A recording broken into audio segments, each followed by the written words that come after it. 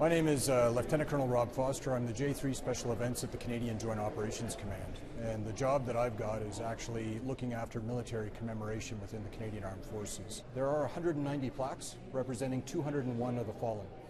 Those 190 plaques started off back in 2002 in Tarnock Farms, where we had our first casualties. And at that time, it was actually a Mr. Rod McLeod, who works out of Calgary, Alberta, with a company, who took it on his own initiative and sent the plaques over to theater to say, here's my contribution so that you can see tangibly something for the fallen as a memorial. And it grew from there. So we've got all of the missions all the way through.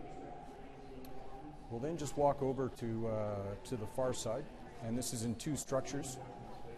And within these two structures, you start to see, again, the timeline going all the way through. It highlights the particular years that we were involved, so in the case of 2009, 2010, and it takes us all the way down to the end. What's unique about the CAF Cenotaph is that we had a number of Americans that were under Canadian command, 40 to be exact, and with those 40, we recognized that it was extremely important to have recognition of our allies. And so wherever the CAF Cenotaph travels or the Afghan Memorial travels, we will always make sure that all the plaques travel together, and it will also include our American allies. And that is why we hope to be present at the embassy in Washington, D.C. at some point in the future and represent there.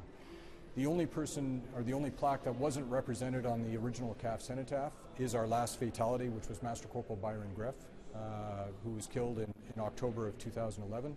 At that point, the CAF Cenotaph had just started to be taken down, as it was just coming up to the end of Remembrance Day 2011. And at that time, we made arrangements to have a plaque inserted in, just to ensure that he is represented here as well.